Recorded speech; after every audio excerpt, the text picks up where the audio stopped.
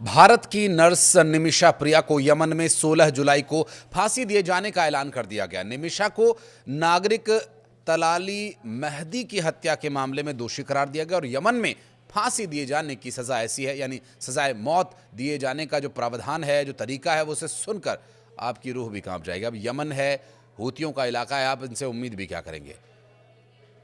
लेकिन निमिषा को भारत की तरफ से बचाने के क्या प्रयास किए गए और क्यों निमिषा को बचाया नहीं जा सका? क्या भारत की कूटनीतिक स्तर पर यह कोई कमजोरी है? नमस्कार, मैं हूं आशीष त्रिपाठी और इन्हीं सवालों के जवाब तलाशने की कोशिश करेंगे इस वीडियो में। क्या भारत की कूटनीति काम नहीं आई या काम नहीं कर पाई? अब निमिषा को उनके देश के बाहर किसी दूसरे देश में वहां के तथाकथित जो प्रशासक हैं, जिन्हें हम हूती विद्रोहियों के नाम से भी जानते हैं, वो कंबल में लपेटकर गोली मार देंगे। 16 तारीख मुकर्रर हो चुकी है, लेकिन ऐसा हुआ कैसे? भारत जो अंतर्राष्ट्रीय स्तर पर अपनी कूटनीति के लिए पूरी दुनिया में जाना जाता है और उसके देश का एक नागरिक यमन जैसे आधे अधूरे लोकतांत्रिक देश में मारा जाए, क्या ये दुख की बात नहीं? इस बारे में अपने विचार साझा कीजिएगा, लेकिन अब आपको इस पूरे मामले की एक एक कड़ी, एक एक स्थिति समझाने की कोशिश करेंगे। निमिषा जो एक ऐसे देश में है जहां लोकतंत्र, कानून, ये सब आतंकी सोच रखने वाले लोग चलाते हैं।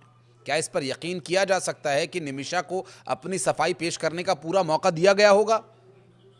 लेकिन क्या भारत की एक महिला यमन में सार्वजनिक रूप से गोली मार दी जाए तो ये भारत के लिए शर्म की बात नहीं? और वो भी सजाए मौत देकर, इससे भारत के अंतर्राष्ट्रीय साख को बट्टा नहीं लगेगा? शरिया कानून के तहत इस्लामी या हुद्दूद अपराधों जैसे व्यभिचार, यौन अपराध और आपराधिक यौनाचार, वैश्यावृत्ति, ईश निंदा, धर्म त्याग के मामलों में सजाए मौत दिए जाने का यमन में प्रावधान है। अब जिस देश में शरिया कानून लागू हो, उस देश पर आप कितना भरोसा कीजिएगा? हिंसक, डकैती, मादक पदार्थों की तस्करी और किसी की संपत्ति को नष्ट करने के लिए ही सजाए मौत दे दी जाती है यहाँ पर।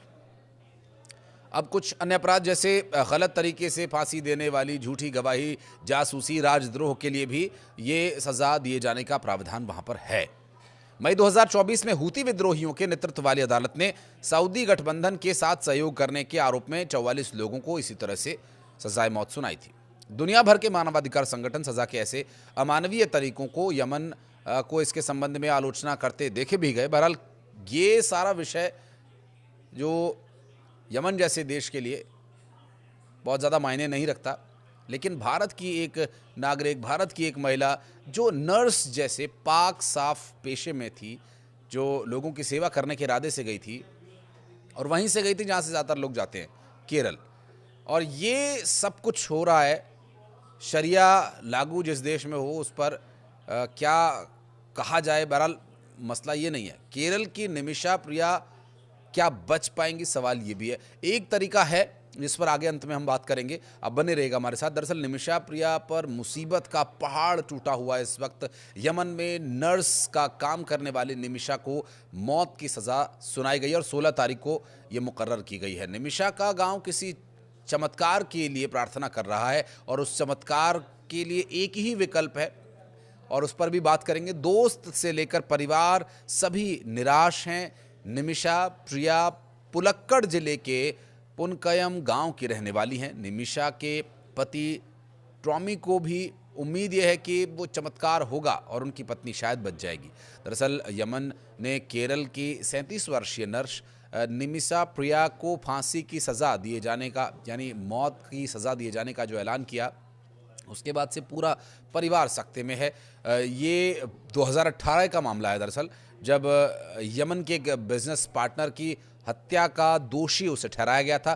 तब से वो सना की केंद्रीय जेल में मौत का इंतज़ार कर रही है। उनके पति, उनके परिवार के अलावा निमिषा के बचपन की एक दोस्त विनीता राधाकृष्णन ने भी उनके लिए लंबी प्रार्थना की है।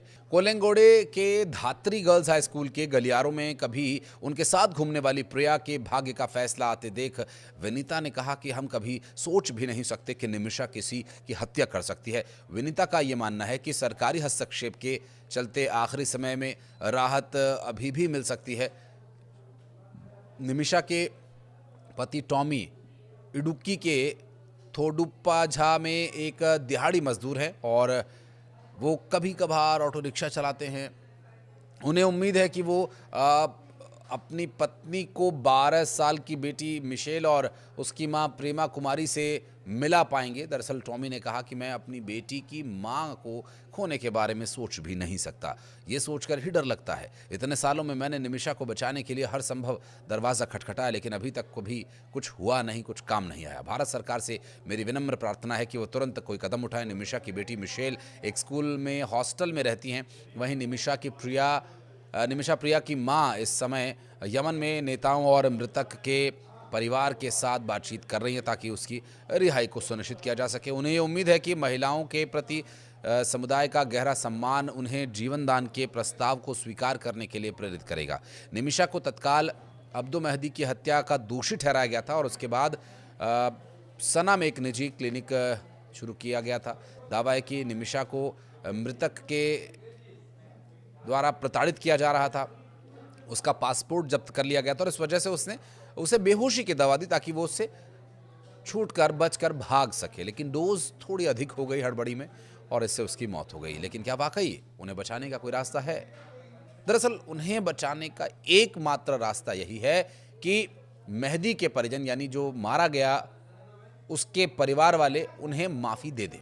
निमिषा के परिजन और समर्थकों ने $10 लाख दियाह का या ब्लड मनी दिए जाने की पेशकश की है। मतलब जैसे मुआवजा आप कह सकते हैं, हर्जाना कह सकते हैं, मेहदी के परिवार को दिए जाना है। लेकिन ये तभी मुमकिन है जब इस पूरे मामले में रकम को लेने की एवज़ में मेहदी के परिवार के द्वारा निमिषा को माफ़ी दे दी जाए। वो ये घोषित कर दें कि हमने इन्हें माफ़ कर दिया। एक निजी क्लिनिक शुरू किए जाने का जो दावा किया गया था, दावा ये भी है कि निमिषा को मृतक इसी क्लिनिक के लिए प्रताड़ित करता था, चूँकि उसने उसे क्लिनिक खोलने के लिए हेल्प किया था और उसके बाद वो परेशान करने लगा उसे, गलत इरादे से निमिषा को प्रताड़ित भी करने लगा और उन्हीं दौरान ये सब कुछ हुआ। बहरहाल यमन में फांसी देने का जो तरीका है या सज़ाए मौत देने का जो तरीका, वो बहुत ही भयावह है। इसमें किया दरअसल इस तरह से जाता है कि दोषी को ज़मीन पर लिटा दिया जाता है, गलीचे या कंबल पर उसे लिटाए जाने के बाद जल्लाद एक ऑटोमेटिक राइफल से लेटे हुए गुनहगार की पीठ पर गोलियां मारता है और पीठ पर कई राउंड फायर करके उसकी सज़ा को मुकर्रर किया जाता है। दोषी की पीठ पर ये निशान लगाया जाता है एक डॉक्टर के द्वारा, जो ये बताता है कि इसी जगह पर दिल होता है और जल्लाद इसी जगह पर फायरिंग करे। केरल के पलक्कड़ जिले की रहने वाली निमिषा 2017 से यमन की जेल में है। निमिषा अपनी नर्सिंग की पढ़ाई पूरी करने के बाद 2011 में यमन गई थी। उनके माता पिता ने मजदूरी करके किसी तरह से अपनी बेटी को पढ़ाया लिखाया और यमन भेज दिया, जहां उन्होंने नर्स का काम करना शुरू कर दिया। साल 2015 में उन्होंने यमन की राजधानी सना में एक मेडिकल क्लिनिक खोला था और जिसमें ये जो तलाल आब्दो मेहदी नाम का शख्स जिसकी मौत हुई थी, उसके द्वारा मदद किए जाने की बात कही गई थी। और चूँकि पैसे की कमी थी, इस वजह से पति और बेटी भारत वापस लौट आए थे और उसके बाद यमन में निमिषा की ज़िंदगी और ज़्यादा भयावह हो गई। अब सवाल ये है कि क्या वाकई निमिषा को भारत के हस्तक्षेप से बचाया जा सकता है, और यदि बचाया जा सकता है तो वो क्या हस्तक्षेप हो रहे हैं और क्या कुछ उसे बचाने के लिए अब किया जा सकता है। इस बारे में एक और डिटेल्ड वीडियो मैं आपके लिए लेकर आऊँगा, अगर आप कमेंट सेक्शन में आकर के इसकी मांग करेंगे।